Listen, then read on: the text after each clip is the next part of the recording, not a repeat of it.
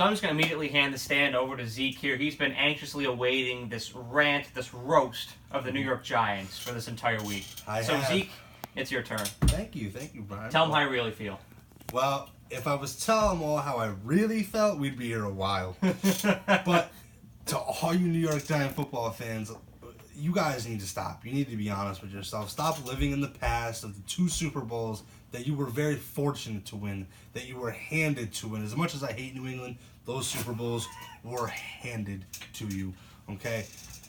But for now, you have this thing called Danny Dimes. I don't know why he even has that nickname, okay? He had one pretty good game against the Tampa Bay Buccaneers. No offense to Tampa Bay, but they've been a joke for a long time.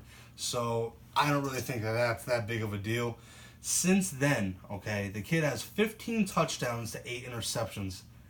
That's not all that good, guys. Let's be honest. And then he averages 246 passing yards, Brian. You know how bad that is?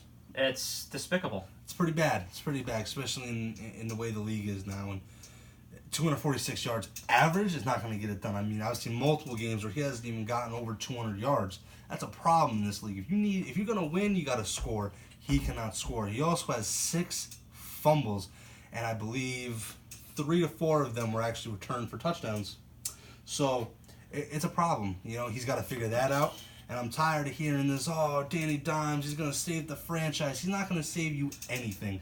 The only thing he's going to save you is a top 5 draft pick this year. So at least you can look forward to that, I guess, because the playoffs, you're just going to miss it completely. I don't mean to be so harsh, but I mean, let's stop acting like the kid's some kind of savior, because he's not. You need to be honest with yourself. They're not winning games, okay? They lost to the Jets, people, okay? My Dolphins, who are rebuilding right now, beat the Jets. And the Giants cannot beat the Jets. And they were both home. I mean, what is going on? You want to say all these things about Danny Dimes is so great. He can't score against the Jets. All I'm saying is, with all the hype around Danny Dimes, please just relax, because he hasn't done really anything to show any kind of franchise quarterback talent. I mean, the kid gets shook when he plays a real defense. Look at the teams, right? Minnesota. He played Minnesota. He didn't stand a chance. He got crushed. Went into New England. That score should have been way more lopsided than it was. He got crushed that game. Yeah. I will say this on a positive note about Danny Dimes. He's very accurate throwing into tight windows. He showed a lot of promise this year. It just hasn't exactly been cultivated by the organization. Now, I want to trace this back. I want to analyze the Giants long-term here. So when you go throughout the years, and mathematics, when you have equations, there's always a constant. Like, there's your x. X is 2. X remains 2 regardless of anything. What is the one thing in the Giants organization that has remained constant for, I want to say, the past, what? And correct me if I'm wrong, anybody, please, in the comment section, because I'm always willing to be corrected. Constructive criticism is key. What is the one thing that's been in place for the past 40 years in the Giants organization? I don't know, they're dysfunctional. The same ownership of family. Yeah. Coaches have changed, general managers have changed, quarterbacks have changed, core players have changed. Right. And I'm not insinuating that ownership, I don't want to explicitly say that it's the fault of the Mara family, but I want to say that it's a contributing factor. Mm-hmm. The owner of a company affects its output, and I think that the same applies for the Giants. Mm-hmm. So, and you see just how much an effect an owner has on a team. Just look across town at your buddy James Dolan, and that can explain plenty. This is true. I agree. Because they've been historically mediocre. I mean, and I was having a conversation. I've had conversations with Giants fans about this. That the Giants have never been a powerhouse. Like the Patriots are a powerhouse. The Steelers have been a powerhouse. The Cowboys have been a powerhouse. The 49ers.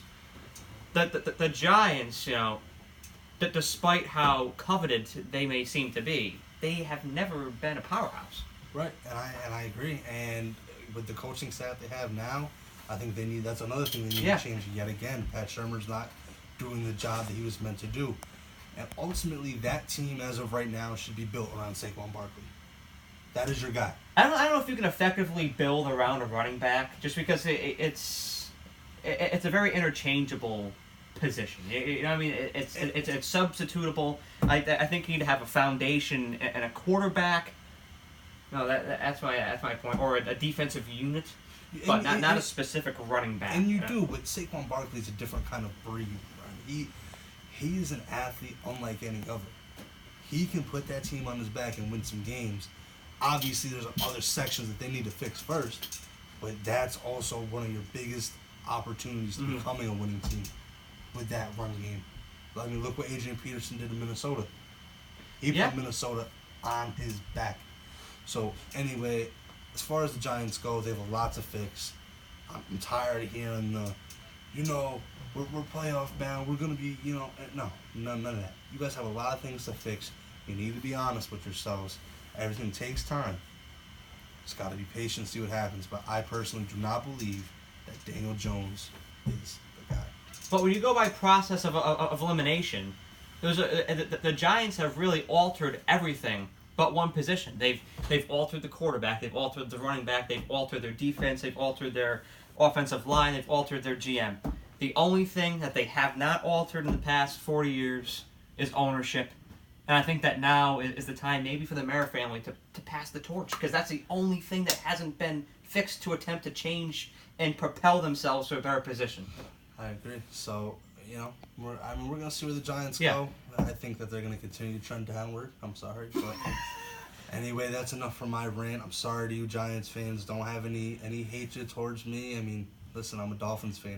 I know what it's like to be at the bottom of the pack. So, as far as the Giants go, we'll see you in the top 5 picks, bud.